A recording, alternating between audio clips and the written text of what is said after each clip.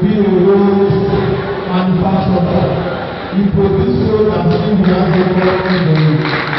Unfortunately, Lagos State government is equally committed to rural road construction, and the man in charge of this is Honorable Adade. He will speak to us about this development because he has a wonder. He mandated me.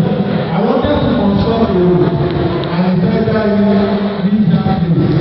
I will not do it. I will let the place for you. You are not this for me to do it. I want to say the leadership of Nigeria. I give you, sir, my brother, my father. I give you the government of the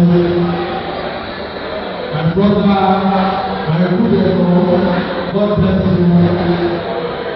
Thank you. You are forward. I need to thank you for this support. God bless you.